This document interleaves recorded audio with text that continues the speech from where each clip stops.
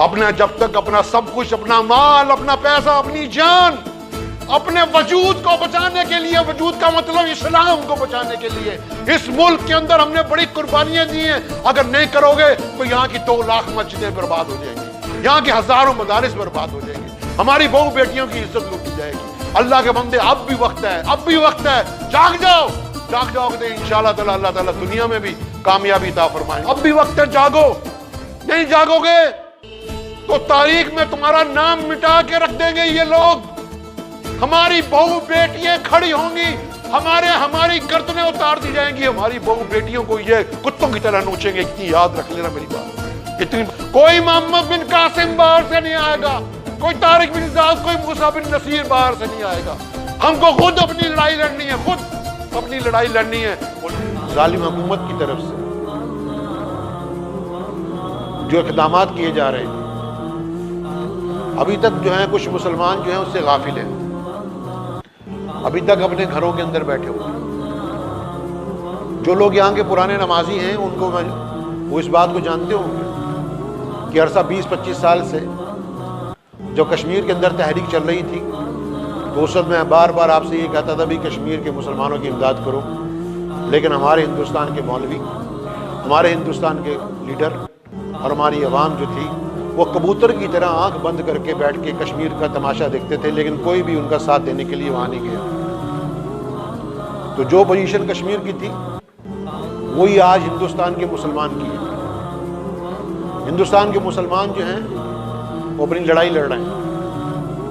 ये आखिरी लड़ाई है आपकी इस मुल्क के अंदर। आप जो लोग घरों के अंदर बैठे हुए हैं, अपनी दुकानों को छोड़ के जाने को तैयार नहीं, अभी तक उनकी बात समझ में नहीं आ रही, अभी तक अपने घरों के अंदर बैठे हुए हैं, दुकान छोड़ने को तैयार नहीं है, काम छोड़ने को तैयार नहीं है, 2 घंटे देने को भी तैयार नहीं है, तो इस बात को सोच लें, ये हमारे इस मुल्क के अंदर आखिरी लड़ाई है अपने वकार को बचाने के लिए, इस मुल्क के आइन को बचाने के लिए, क्योंकि इस मुल्क के आइन को यहाँ की जाबिर हुकूमत बदलना चाहती है ताकि उस आइन के मुताबिक हिंदुस्तान के अंदर जो मुसलमानों को और जो दलितों को, जो सिखों को, दूसरी कौमों को जो हकूक मिले हुए हैं वो हकूक जो है सारे छीन लिए जाए। असल में जो है सबसे बड़ी जो है जो प्लानिंग है वो इसराइली प्लानिंग है।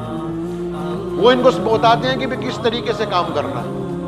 मैं तकरीर और भी कोई कर सकता था, मैं आपको सिर्फ ये बार बार इसलिए कह रहा हूँ कि ये हम अपने वजूद की, जो हम वजूद है हमारा, हम मुसलमान हैं, जो हमारी जो मस्जिदें हैं, हमारे जो मदारिस हैं, हम जो लोग हैं, ये मस्जिदें मदारिस सब वीरान कर देंगे ये लोग अगर हम नहीं लड़ेंगे, हम नहीं जाएंगे। एक लड़ाई हो रही थी एक जगह, तो बहस कर रहे देवबंदी बरेलवी की। मैंने कहा अल्लाह के बंदो, ये बरेलवी देवबंदी सब छोड़ दो, यहाँ तुम्हारा वजूद बाकी रहेगा तभी बरेलवी देवबंदी होगे। तुम्हारी मस्जिद बाकी रहेगी, तुम्हारा मदरसा बाकी रहेगा, तुम रहोगे तो ये बरेलवी देवबंदी है, अहले हदीस है। अगर तुम ही बाकी नहीं रहे तो ना ये मस्जिदें रहेंगी ना ये मदरसे रहेंगे। तुम आपस में दस्ते गिरबान करते जा रहे हो। जब हलाकू खान ने बगदाद पे हमला किया तो वहाँ एक मुजाहिद आया भागकर, पहले अभी वो काफी दूर था, देखा कि बगदाद की गलियों में और सड़कों पे बहस हो रही है किस बात की भी रफादैन करना चाहिए कि नहीं करना चाहिए। उसने कहा अल्लाह के बंदो, ये बहस बाद में हो जाएगी, पहले तुम लड़ने के लिए बाहर तो आओ, ये दुश्मन जो है आपको खत्म कर देगा। लेकिन माने नहीं, आपस में लड़ना शुरू कर दिया। हलाकू खान आया, एक दिन में 20 लाख आदमी कत्ल कर दिए। 20 लाख। बगदाद की सड़कें जो थी खून से भरी हुई थी, उसके घोड़े जो थे वो खून से लटपट थे।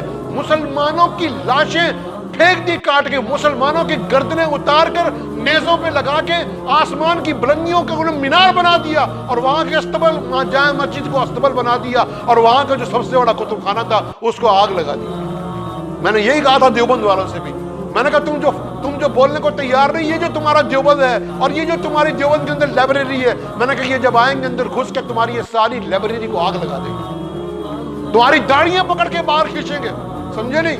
उस वक्त तुमको यह ख्याल आएगा हो हमने बात नहीं मानी थी। अब भी वक्त है, मैं आपको बार बार कहता हूँ, वजूद की, हमारा अंदर जो वजूद है, हम जो मुसलमान हैं अपने वजूद की लड़ाई लड़ रहे हैं। अगर हम नहीं लड़ेंगे तो फिर वही हमारा हाल होगा जो फलस्तीन के अंदर आज 70 साल से मुसलमान धक्के खा रहे हैं, जो कश्मीर के अंदर, अफगानिस्तान के अंदर मुसलमान धक्के खा रहे हैं, अलजायर के अंदर मुसलमान धक्के खा रहे हैं, मिस्र के अंदर देखिए जहां पूरी ताकत के साथ یعنی کہ جمہوری طریقے سے، یعنی کہ جیسے امریکہ کہتا ہے جمہوری طریقے سے وہاں کے پوری اکثریت کے ساتھ وہاں ممبر پارلیمنٹ مسلمان جیت کر آئے، اور اس کے اندر 210 ممبر پارلیمنٹ ایسے تھے جو قرآن کے حافظ تھے، جو قرآن کے حافظ تھے، اور ان میں سے جو 200 ممبر پارلیمنٹ ایسے تھے جن کو حدیثیں منہ زبانی یاد کی کئی ہزار، سمجھے نہیں؟ اور وہ جو وہاں کا صدر تھا وہ متقی اور پرہیزگار تھا، لیکن کیونکہ امریکہ کو پسند نہیں آیا کہ یہ رستے کھول دے گا آپس میں، مسلمانوں کے آپس میں کاروبار شروع ہو جائے، لیبیا اور فلسطین کی سب دروازے انہوں نے کھول دیے تھے کہ آؤ جو مرضی جاؤ کاروبار کر کے جاؤ، لیکن ان کو برداشت نہیں ہوا، آخر اس کو وہاں سے مروایا اور اس کو ختم کر دیا۔ مقصد کہنے کا یہ ہے کہ وہ مقصد یہ ہے کہ اپنی وجود کی لڑائی لڑ رہے ہیں، آج بھی لڑ رہے ہیں، وہ آج بھی لڑ رہے ہیں، اور ہمارے پاس تو یہاں کچھ بھی نہیں ہے، ہمارے پاس تو کچھ بھی نہیں ہے۔ ہم لوگ جو ہے کم سے کم اپنی زبان سے تو کچھ کر سکتے ہیں، ہم اپنے ہاتھ سے نہیں کچھ کر رہے تو زبان سے تو کچھ کر سکتے ہیں۔ ہم کہہ تو سکتے ہیں کہ تم یہ غلط کام کر رہے ہو، یہ ملک جو ہے تمہارے باپ کی جاگیر نہیں ہے، ہم نے اس ملک کو آزاد کرانے کے لیے بڑی قربانیاں دی۔ مجھے یاد ہے کہ میرے تایا کو پکڑ کے، میرے بڑے تایا تھے مولوی خلیل الرحمان، وہ اس لیے ان کو پکڑا گیا کہ سبھاش چندر بوس جب یہاں آیا نا لدھیانہ میں، سبھاش چندر بوس، ہم نے اس کو اپنے گھر میں چھپایا، 3 دن تک وہ ہمارے گھر میں رہا، یہاں سے اس کو میرے تایا بڑے اس کو چھوڑ کے آیا افغانستان، وہاں سے وہ جاپان چلا گیا، حکومت کو پتہ لگ گیا کہ مولانا صاحب کے جو بیٹے ہیں مولانا خلیل الرحمان، میرے دادا ان کے رئیس الارار مولانا عبدالرحمان لدھیانوی ان کا نام تھا، کہ یہ ان کے بیٹے ہیں، انہوں نے ایسا کر کے وہاں تک پہنچایا ان کو۔ تو شادی ہوئی تھی، شادی صرف صبح کو نکاح ہوا تھا، تھوڑی دیر کے بعد پولیس آ گئی، پکڑ کے لے گئی۔ میری جو تائی تھی، یعنی میرے تایا کی جو بیوی بنی تھی، ابھی اس کو 2 گھنٹے ہی ہوئے تھے جب پولیس اندر آ گئی پکڑنے کے لیے، تو وہ پکڑ کے جب لے کے جانے لگے تو رونے لگی، تو میری دادی کو کہنے لگی کہ یہ کیا ہے؟ وہ کہنے لگی بیٹی تو آج نہیں آئی، یہاں تو روز کا کام ہے، یہاں تو روز کا کام ہے، ہمیں معلوم ہے ہمارے گھر میں کچھ نہیں تھا، 3 دفعہ ہمارے گھر کی کرکی کی انگریزوں نے، کوئی ایک سامان کپڑے تک اتروا کے لے جاتے تھے، کان کی بالیاں تک اٹھا کے لے جاتے، روٹی کھانے کو نہیں تھے، جتنی زمینیں تھی سب پہ قبضہ کر لیا تھا، کہا تھا کاغذ پہ سامنے کاغذ پڑا ہوتا تھا ہمارے دادا کے کہ یہاں لکھو اس پہ کہ میں انگریز سے معافی مانگتا ہوں، وہ کہیں گے میری موت آ جائے گی لیکن میں نہیں لکھوں گا انگریز سے معافی لڑ رہے ہیں، اپنے وجود کی لڑ رہے ہیں۔ میری بات کو سان لو، کان سول کے تم سارے کے سارے، تم سب لوگ یہاں اپنے بستروں کے اندر بیٹھے رہتے ہو، تم لوگ اپنی دکانوں کے اندر بیٹھے رہتے ہو، یہ دکانیں کام نہیں آئیں گی، نہ یہ بستر کام آئیں گے، تمہیں بتا دیا، خدا کی قسم تمہاری داڑیاں پکڑ کے یہ بال کھینچیں گے تمہاری، اس سے تم کو یاد آئے گا کہ ہاں کوئی ایک آدمی تھا جو مسجد کے اندر کہتا تھا ہمیں، لیکن ہم نے اس کے اوپر عمل نہیں کیا۔ اب بھی وقت ہے کہ جاگ جاؤ۔ ہم ابھی تک جو ہے بزدلوں کی طرح زندگی گزار رہے ہیں، اپنے اندر جب تک تبدیلی نہیں لاؤ گے، اپنی اس لڑائی کو لڑنے کے لیے جب تک کہ تیار نہیں ہوگے، کچھ نہیں ہوگا، یہ بتا دیا۔ کوئی محمد بن قاسم باہر سے نہیں آئے گا، کوئی طارق بن زیاد، کوئی موسیٰ بن نصیر باہر سے نہیں آئے گا۔ ہم کو خود اپنی لڑائی لڑنی ہے، خود اپنی لڑائی لڑنی ہے۔ وہ لڑائی تبھی لڑی جا سکتی ہے جب ہم پوری طاقت کے ساتھ جاگ جاؤ۔ اور انہیں ایک وقت آئے گا، اگر آپ کو پتہ لگے کہ سامنے کنواں ہے، اس کے باوجود کسی کا چھلانگ مار رہے ہو تو تم قصوروار ہو۔ اب بھی وقت ہے، جاگو۔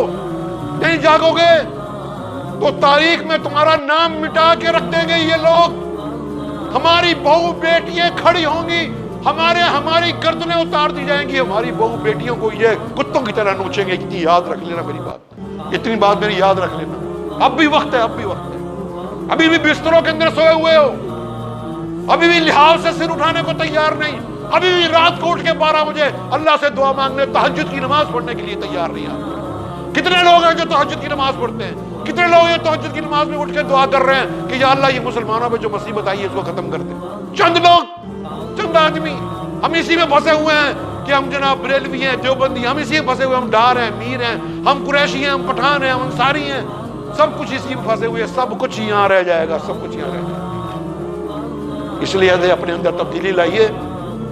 پیارے نبی صلی اللہ علیہ وسلم تنا تھے، تنا پورا کفر ایک طرف تھا، لیکن پھر بھی کہا لا الہ الا اللہ، لا الہ الا اللہ۔ تو پیارے نبی صلی اللہ علیہ وسلم کے امتی ہیں ہم۔ طارق بن زیاد گئے مندلس، اور طارق بن زیاد نے جا کے کشتیاں جلا دی، جس کو آج سپین کہتے ہیں، اور وہاں جا کے اللہ اکبر کی صدائیں بلند کی۔ قطب بن مسلم نے چائنا کو جا کے فتح کیا، موسیٰ بن نصیر نے افریقہ کے جنگلوں میں اذان دی اذانیں، کبھی ہم نے یورپ کے گلی ساؤں میں، کبھی افریقہ کے تپتے ہوئے صحراؤں میں۔ ہماری یہ تاریخ تھی. ہمارے بزرگوں کی گھوڑوں کی آواز سن کر جو ہے پورا یورپ کانپتا تھا. یورپ ہمارے بزرگوں کے گھوڑوں کی آواز سن کر آج ہمیں وہ لوگ ڈرا رہے ہیں جو جن کو ہمارے بزرگوں کی شکل دیکھ کر ڈرتے تھے. آج بھی وقت ہے, آج بھی اپنے اندر جذبہ حریت پیدا کر دو. وہ میرٹھ کے اندر تھے, کیا نام, ایک شاعر تھے بہت بڑے, حفیظ صاحب, انہوں نے کہا تھا لے کے نام خدا جان پر کھیل جا, بزدلوں میں نہ جا مشوروں کے لیے. پگڑیوں کی اب ہمیں ضرورت نہیں, کفن چاہتے ہیں ہم سروں کے لیے. اپنا جب تک اپنا سب کچھ, اپنا مال, اپنا پیسہ, اپنی جان, اپنے وجود کو بچانے کے لیے, وجود کا مطلب اسلام کو بچانے کے لیے اس ملک کے اندر ہم نے بڑی قربانیاں دی ہیں. اگر نہیں کرو گے تو یہاں کی 2 لاکھ مسجدیں برباد ہو جائیں گی, یہاں کے ہزاروں مدارس برباد ہو جائیں گی, ہماری بہو بیٹیوں کی عزت لوٹی جائے گی. اللہ کے بندے, اب بھی وقت ہے, جاگ جاؤ کہ انشاءاللہ تعالی اللہ تعالیٰ دنیا میں بھی کامیابی عطا فرمائیں گے اور آخرت میں بھی کامیابی.